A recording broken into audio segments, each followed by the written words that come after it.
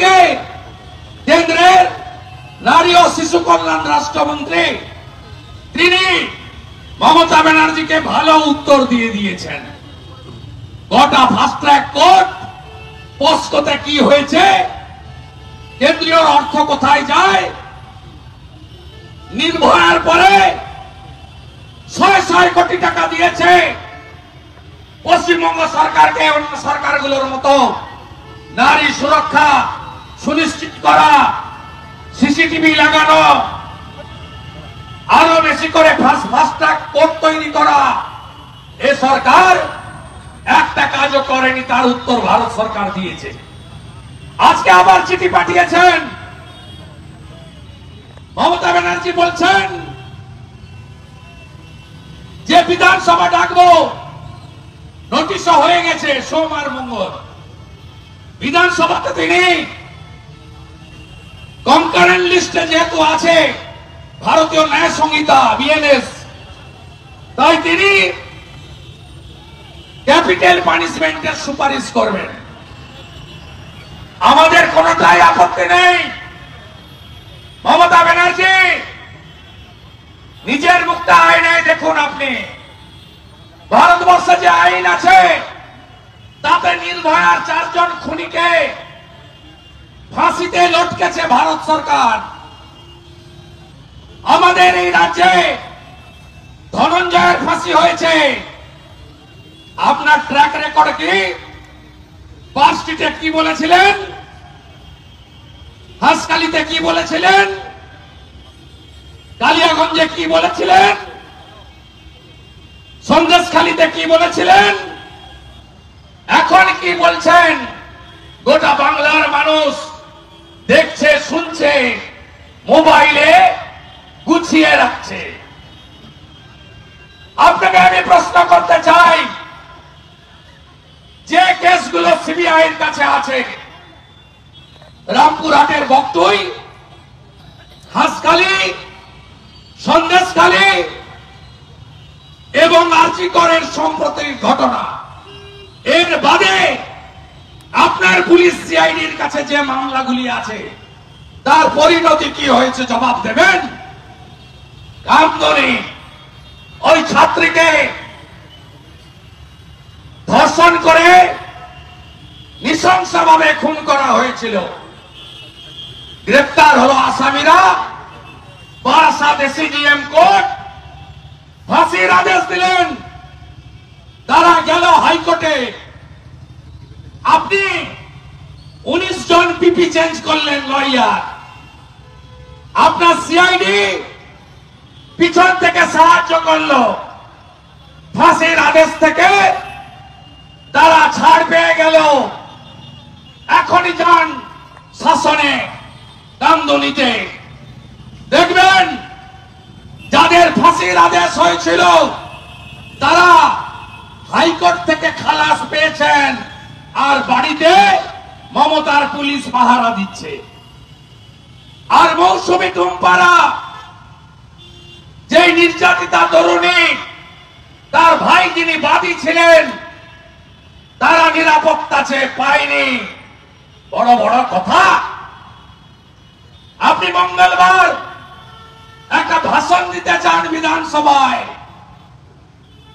নাকের জলে চোখের জলে করতে চান, আপনার দলদাস স্পিকারকে দিয়ে আপনার ভাষণকে লাইভ করতে চান, কারণ আপনার একটা ভোট ব্যাংক ঠিক আছে মাইনরিটি, আরেকটা ভোট ব্যাংক কিন্তু নেই, মা বোন দিদিরা নেই আপনার সাথে। আপনি ড্যামেজ রিপেয়ারিং করতে চান, আপনি ইস্যু ঘুরিয়ে দিতে চান, ফাঁসির আদেশ দিতে চান, দিন না। আমরাও তো তাই চাই। আমরাও তো চাই ধর্মতলায় দাঁড় করিয়ে ফায়ারিং স্কোয়াড দিয়ে প্রমাণিত ধর্ষকদেরকে উড়িয়ে দেওয়া হোক, সাথে সাথে চক্রান্তকারীদেরও, যারা এভিডেন্স লোপাট করেছে, যারা এভিডেন্স লোপাট করেছে। আপনার ডিসি মাননীয় ইন্দিরা দেবী বলাচ্ছেন? নির্যাতিতার মা উত্তর দিয়ে দিয়েছে, আমাদের উত্তর দিতে হয়নি। 4টে ফোন কল, আপনার মেয়ে অসুস্থ, তাড়াতাড়ি আসুন। কি লুকাতে গেছিলেন? ইউডি কেস কেন করলেন? সুপ্রিম কোর্টের লাইভটাও আমরা দেখেছি।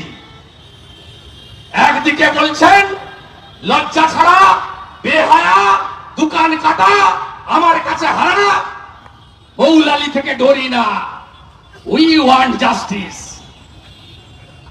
ডায়ার বাই ডিগিয়ার তবলা, এপাগ ওপাং ধোপাং, আমরা সবাই কোলাবেন।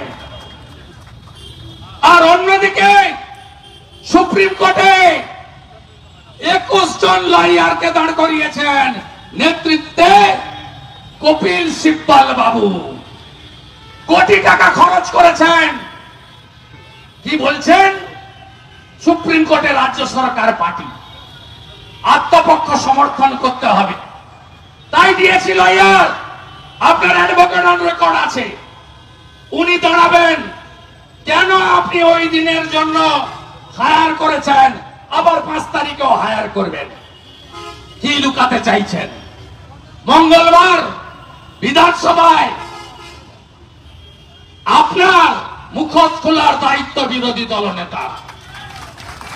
মুখোশ আমি খুলব। আপনি এই রাজ্যে বলছেন কামড়াবেন না, ফোঁস করুন। আপনার ফোঁস আমরা দেখে নিয়েছি। আপনার গোটা হাত রক্তে রাঙা। 235 জন বিজেপি কর্মীকে আপনার লোকেরা খুন করেছে। 21 বিধানসভা ভোটের পরে মগরাহাটের প্রার্থী মানস সাহাকে কাউন্টিং হলে খুন করেছেন। 57 জন খুন হয়েছে। 1 লক্ষ হিন্দুকে বাংলা ছাড়া করেছে আপনার লোকেরা। 12,000 বাড়ি পুড়িয়েছেন আপনি। আপনার 23 সালে পঞ্চায়েতে